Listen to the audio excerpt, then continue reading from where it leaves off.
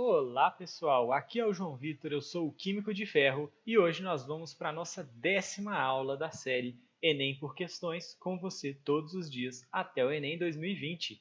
Hoje eu trouxe uma questão aqui de Química, mais especificamente Química Orgânica, para a gente trabalhar um assunto muito importante que sempre, todo ano cai, uma questão aqui do Enem 2018, então bem recente, que é nomenclatura.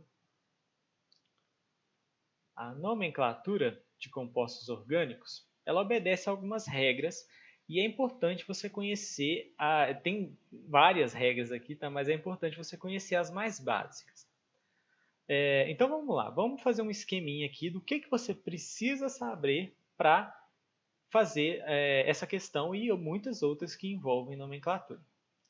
Bom, a nomenclatura de compostos orgânicos, pessoal, ela é dividida assim em duas partes.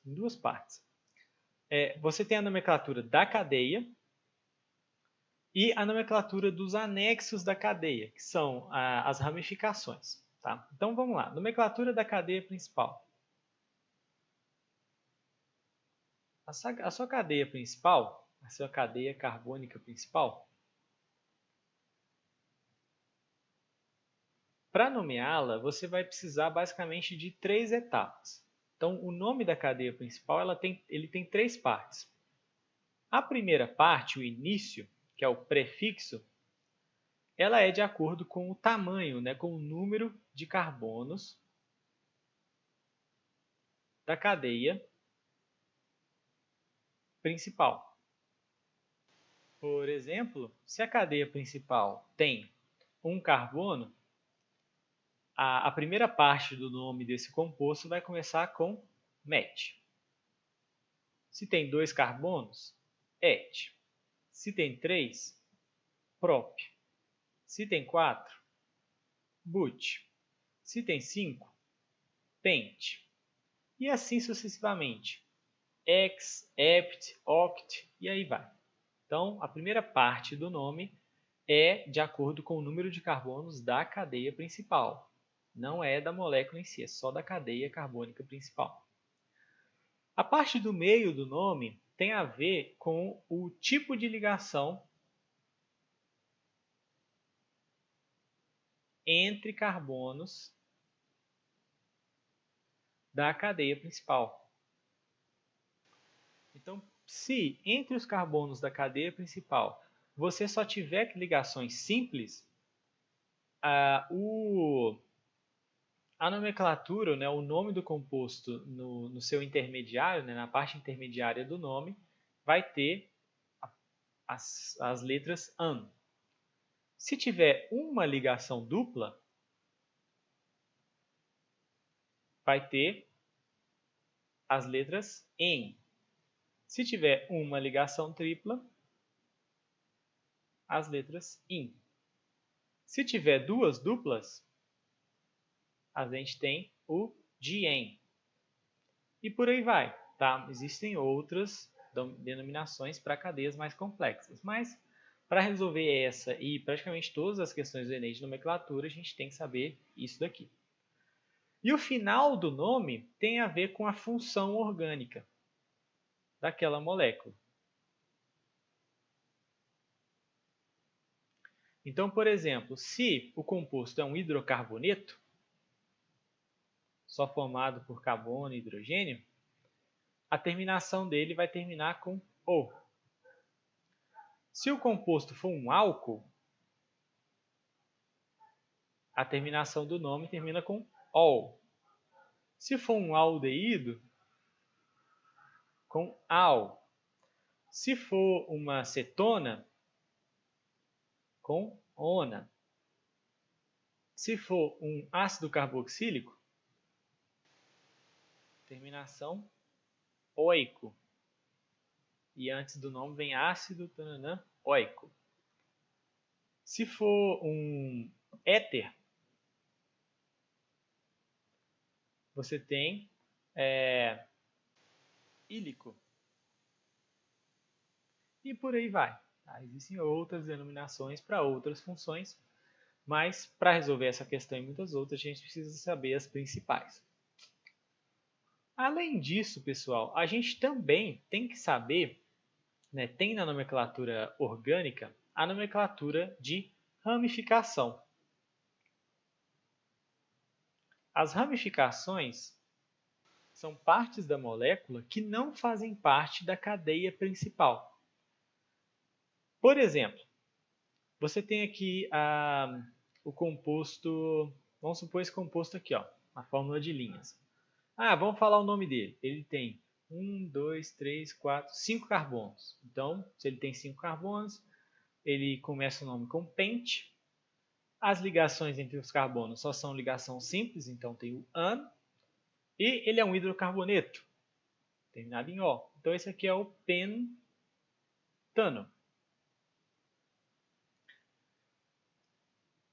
Esse pentano ele não tem ramificação. Todos os carbonos aqui fazem parte da cadeia principal. Ele não tem ramificação. Beleza? Tá. Vamos supor o seguinte composto.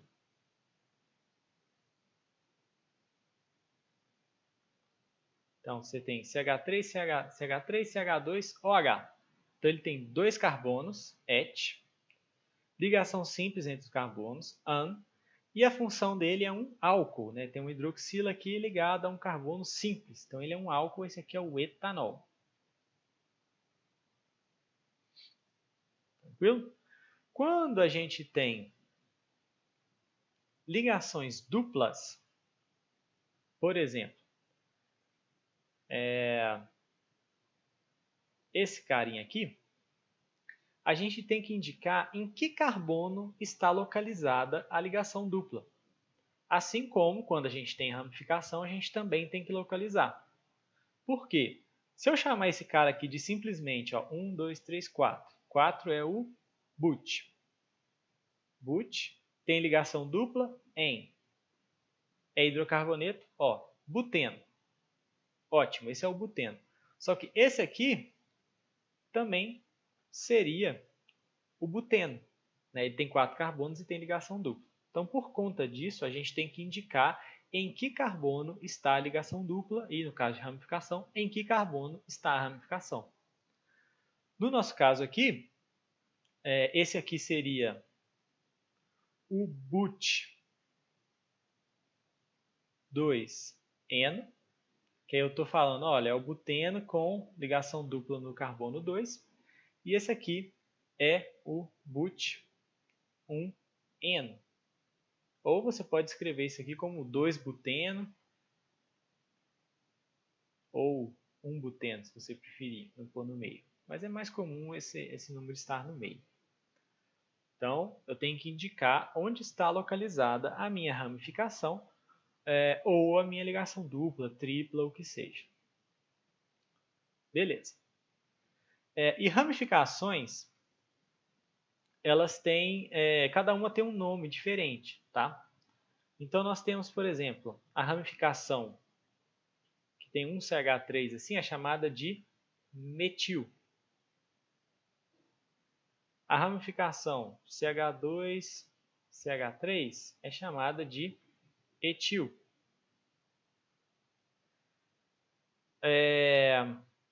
A gente pode ter também, em compostos que apresentam mais de uma função orgânica, né, mais de um átomo diferente de carbono e hidrogênio ligado ali, nesses casos, a função orgânica secundária é considerada uma ramificação.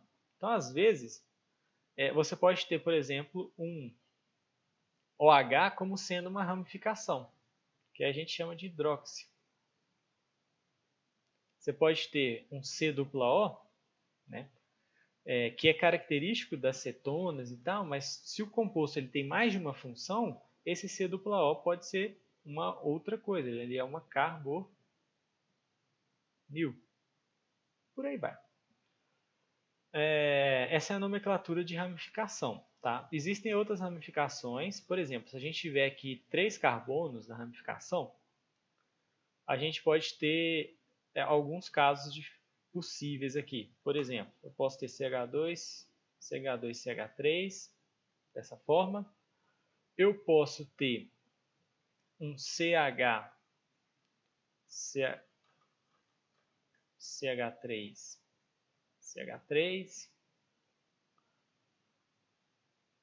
Então, eu tenho duas formas diferentes de ter uma ramificação com 3 carbonos. Nesse caso aqui, a gente tem que diferenciar. Os dois não podem se chamar propil,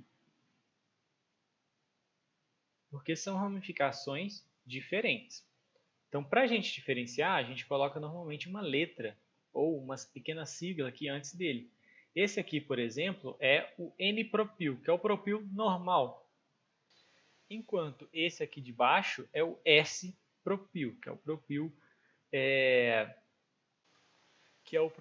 em que a ramificação ela começa no carbono secundário, que está ligado a outros 2 carbonos. E aí para o butil é a mesma coisa, você tem o N-butil, o isobutil, também o terc-butil, que corresponde ao butil ligado no carbono terciário, e por aí vai. Então vamos ler essa questão agora, do Enem 2018, para resolvê-la e tentar aplicar o que a gente aprendeu aqui nela. Vamos lá. As abelhas utilizam a sinalização química para distinguir a abelha rainha de uma operária, sendo capazes de reconhecer diferenças entre moléculas. A rainha produz o sinalizador químico conhecido como ácido 9-hidroxidescidoi-enóico, enquanto as abelhas operárias produzem o ácido 10-hidroxidescidoi-eno. Enquanto as abelhas operárias produzem ácido 10-hidroxidecenoico 2. Nós podemos distinguir as abelhas operárias e rainhas por sua aparência, mas entre si elas usam essa sinalização química para perceber a diferença. Pode-se dizer que vêm por meio da química. As moléculas dos sinalizadores químicos produzidas pelas abelhas rainha e operária possuem diferença na... Qual que é a diferença entre essas duas moléculas que ele citou aqui no enunciado? Essa e essa. Essa diferença, pessoal, para a gente determinar essa diferença, para a gente descobrir essa diferença, a gente tem que fazer o quê? É interessante a gente saber desenhar essas moléculas. Né? Pelo nome, se a gente conseguir desenhar essas moléculas, a gente consegue diferenciar e escolher qual que é a alternativa que faz mais sentido. Então vamos desenhar a 9-hidroxidecenoico, né? O ácido 9-hidroxidecenoico 2 e o ácido 10-hidroxidecenoico 2. Vamos lá. Se a gente observar aqui, ó, a nomenclatura da cadeia principal está aqui, ó, DEC 2-enóico. É um ácido enóico. Se é um ácido enóico, é um ácido carboxílico, terminação enóica. Então eu já sei que essa molécula ela termina, né, ou começa, se você preferir, desse jeito, que é a característica dos ácidos carboxílicos. E aí, ela vai ter, pelo DEC, ela vai ter 10 carbonos, que é a nomenclatura do DEC. DEC é 10. Ela vai ter 10 carbonos. O N me indica que existe uma ligação dupla entre algum desses carbonos, e essa ligação dupla está localizada no carbono 2.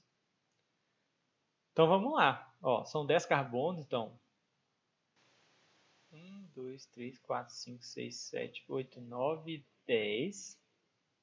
10 carbonos. Cada vértice corresponde a um carbono.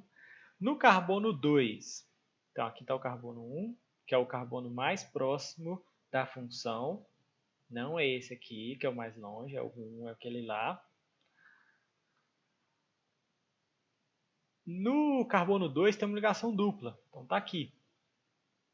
E, pelo nome aqui, eu vejo que no carbono 9 eu tenho um hidróxido, um grupo hidróxido, uma hidroxila. Então, no carbono 9, esse é o 10, esse é o 9. Então, aqui eu tenho uma hidroxila aqui no carbono 9. Então, essa é a molécula do ácido 9-hidroxidecenoico 2. Vamos desenhar a molécula do 10-hidroxidecenoico 2. É praticamente a mesma coisa, né? Onde a diferença vai ser, ela também tem 10 carbonos pelo deck, também tem ligação dupla no carbono 2, também é um ácido carboxílico, enoico. A diferença é que o grupo hidroxi está no carbono 10. Então, ele está aqui, no carbono 10. Então, essa é a diferença entre essas duas moléculas, é a posição da hidroxila. Então, vamos ver as alternativas aqui. Está perguntando, né? Essas moléculas sinalizadoras possuem diferença na fórmula estrutural, fórmula molecular, identificação dos tipos de ligação, contagem no número de carbonos ou identificação dos grupos funcionais. Começando de baixo para cima, grupos funcionais? Não. Por quê? Aqui eu tenho um ácido carboxílico, um ácido carboxílico. Um álcool. Então, não. Os grupos funcionais são os mesmos. Não pode ser essa. Contagem do número de carbonos. Em ambas, você tem o mesmo número de carbonos. 10 carbonos na cadeia principal e um carbono ali no grupo ácido no carboxílico, na carboxila. Então, não é. Os dois têm 11 carbonos, no final das contas. Identificação dos tipos de ligação. Ora, os tipos de ligação aqui são os mesmos. Tá? Você tem sempre ligação covalente, você tem ligação dupla aqui, e é tudo ligação covalente. Essa diferença aqui da posição da hidroxila não muda o tipo de ligação. Então, também não é. A letra B fala da fórmula molecular diferente, também não vai ser, porque vão ter o mesmo número de carbonos, como a gente já viu. Eles vão ter também o mesmo número de oxigênios, tem aqui a carboxila e a hidroxila também, e vão ter o mesmo número de hidrogênios. Tá? Só muda a posição da hidroxila. A resposta, então, é que a diferença está na fórmula estrutural das duas, enquanto basicamente na estrutura, porque eles têm a mesma molécula, só que muda a posição, né? Muda a estrutura de uma em relação à outra, a posição da hidroxila. Então, a diferença é na fórmula estrutural. A fórmula molecular vai ser a mesma, vai ser C11H alguma coisa O3.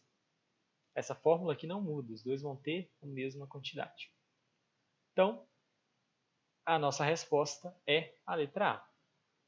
Esses compostos aqui são isômeros. Tá? Eles têm a mesma fórmula molecular, mas são moléculas diferentes porque são isômeros de posição. Né? Porque a posição da ramificação é diferente. Então, são compostos isômeros e basicamente é isso que a gente precisava saber. Nem precisava saber o que era isômero. Tá? O importante era saber um pouco de nomenclatura. Tá vendo que a gente nem usou isso tudo aqui. Era basicamente conhecer a diferença aqui na posição do hidróxido. Sabendo que isso indica uma posição de um grupo funcional ou uma ramificação, se você preferir. Tá bom? Então, pessoal, essa foi a nossa 10ª aula aqui para o Enem 2020, a aula de número 10. Espero muito que vocês tenham gostado. Amanhã tem mais e até a próxima. Tchau, tchau.